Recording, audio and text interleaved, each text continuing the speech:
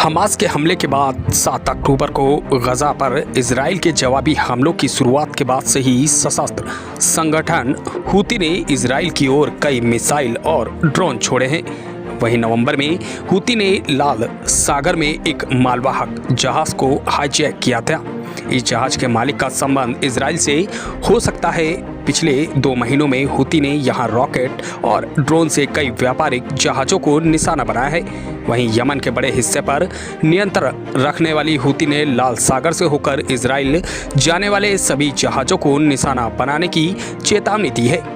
इस दरमियान अमेरिका का कहना है कि लाल सागर में मौजूद उसके युद्ध पोतों ने इनमें से कुछ मिसाइलों और ड्रोन को मार गिराया था, जबकि कुछ लाल सागर में मिस्र की समुद्री सीमा में गिर गए। नवंबर 2023 में हूती ने लाल सागर में एक कार्गो शिप अपने कब्जे में ले लिया था। उनका कहना था कि ये इजराइल का है।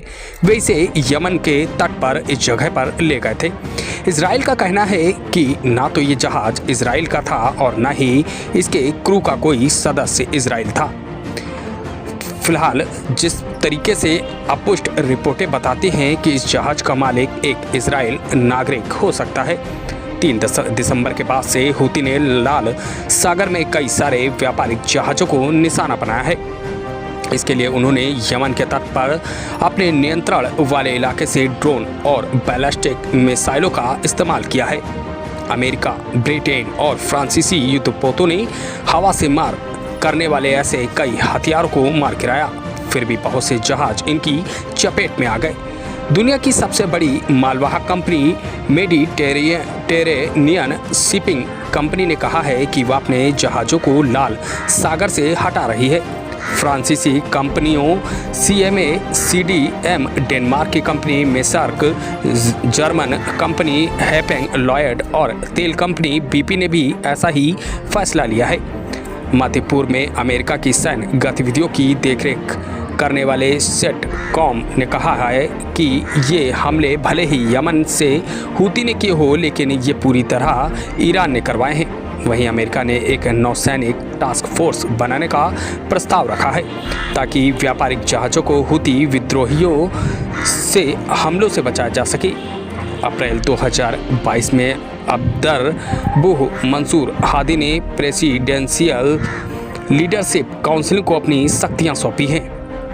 ये काउंसिलिंग सऊदी अरब की राजधानी रियाद से काम करती है। उसे ही यमन की आधिकारिक सरकार माना जाता है। हालांकि यमन की ज़्यादा आबादी हूती के नियंत्रण में रहती है। उनका संगठन देश के उत्तरी हिस्से में टैक्स वसूलता है और अपनी मुद्रा भी छापता है। वहीं संयुक्त राष्ट्र सुरक्षा परिषद ने हूती आंदोलन के विशेषज्ञ अहमद अल बाहिरी के हवाले से कहा था कि 2010 तक हूती के पास 1 लाख से 1,20,000 तक समर्थक थे। इनमें हथियारबंद लड़ाके और बिना हथियार वाले समर्थक शामिल थे। संयुक्त राष्ट्र यह भी कहता है कि हूती ने बच्चों को भी भर्ती किया था, जिनमें से 1500 की साल 2022 में हुई लड़ाई में मौत हो गई थी और अगले साल कुछ 100 और बच्चे मारे गए थे।